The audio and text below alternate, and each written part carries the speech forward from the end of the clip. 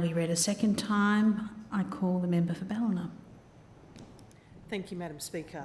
I rise to contribute to the debate on Crimes Legislation Amendment Sexual Consent Reforms Bill 2021. And Madam Speaker, let's face it, it's been nearly 120 years waiting for consent to be seen as it should be, as at the absolute heart of sexual assault, whether there is consent or not. And I want to just acknowledge, first of all, the people who have been harmed through sexual assault. The majority of you who were never able to or never sought recourse and reparation through the criminal justice system, because let's face it, those hurdles and the laws as they stand and have stood for over 100 years have been utterly stacked against you. And whilst I'm not trying to essentialise the experience, I do want to focus mostly on the hurdles and how this legislation may, and I say may, jump some of those.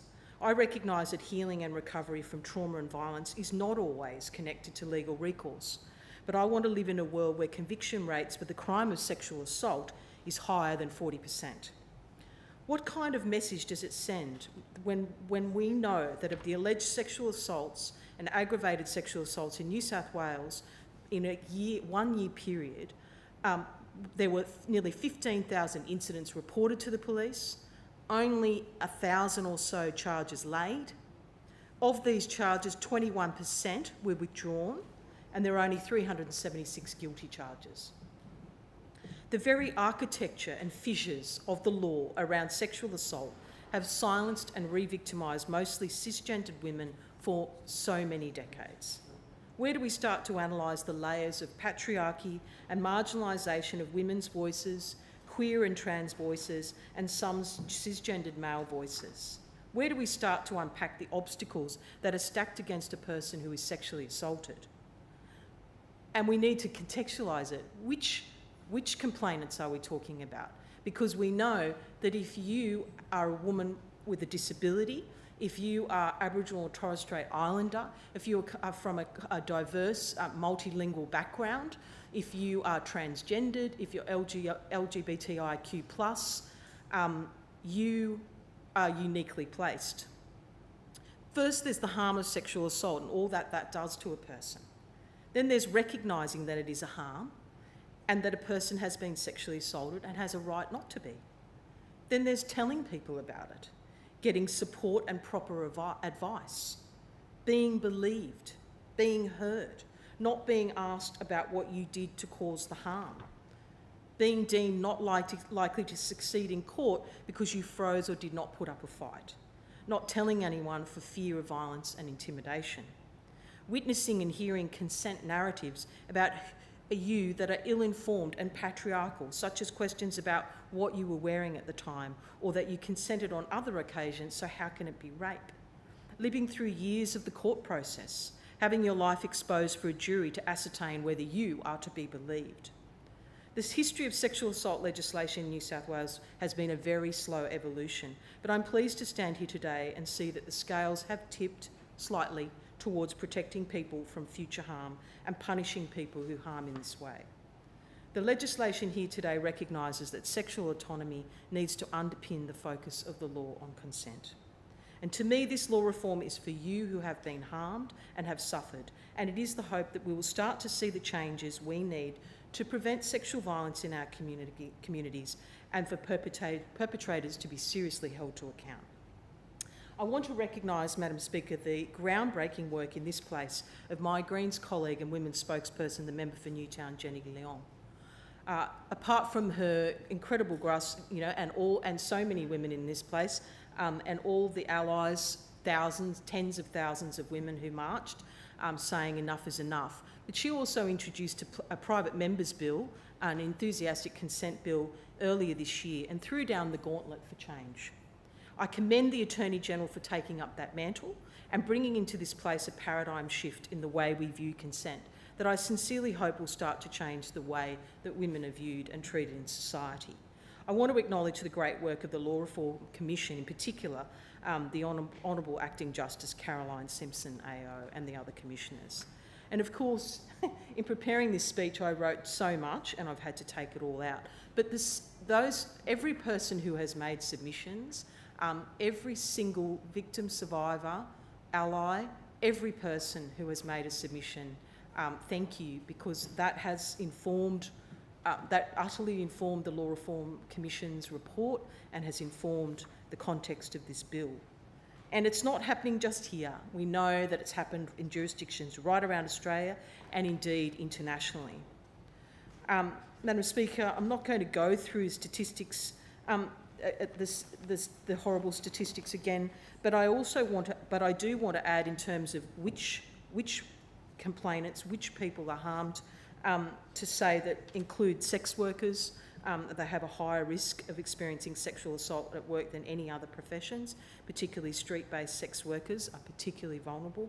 And also, while research on rural and regional communities is limited, it is suggested by much evidence that women in these communities may be at higher risk of all forms of violence, including sexual assault.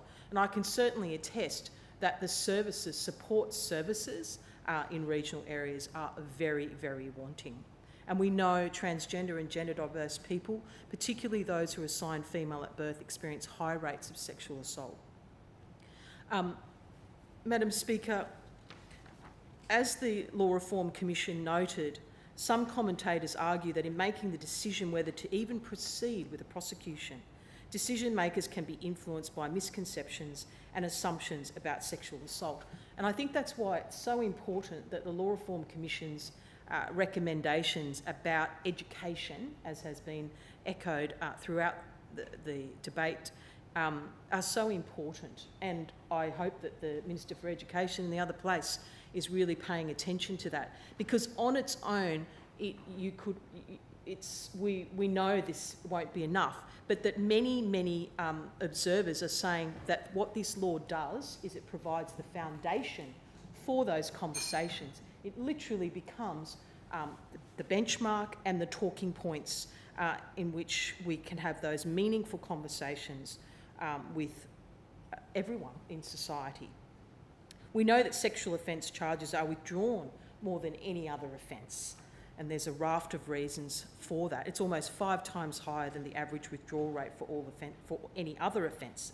I mean, I was startled to see that proven rates for sexual offence charges was under 40% when you've got more chance of being convicted of manslaughter and murder. To me, that just says so much, makes me incredibly sad, because we know that at every single point, every single way that you look at what happens to a person after they've been sexually assaulted, it doesn't end. I'm pleased that this is a communicative model of consent, and that it takes away from those draconian views about certain sexual acts and time frames and silence, and it recognises that sexual activity involves multiple and ongoing decisions, and consenting to one kind of sexual activity does not imply consent to anything else, and consent can change or be revoked. It is a continuum, and at every point a person has that bodily autonomy. I think the approach the Commission and the Attorney-General have taken to expand the existing lists of circumstances in which a person does not consent to include the circumstance that the person does not say or do anything is really, really welcome, and as we've heard about today. Madam Speaker, the bill does retain the hybrid subjective-objective tests to address situations where the reasonable grounds test, where a person may believe wrongly that the other person was consenting. Thank goodness we have turned away from examinations of personally held misogynistic beliefs, and that objective test of reasonableness protects us where an offender has a distorted or outdated view or belief about appropriate sexual conduct. Madam Speaker, we as a society have a lot of work to do now to engage and have conversations and educate ourselves and others about a communicative model of consent, and frankly a paradigm shift that recognises the appalling patriarchal and misogynistic ways that in particular women are positioned by in society.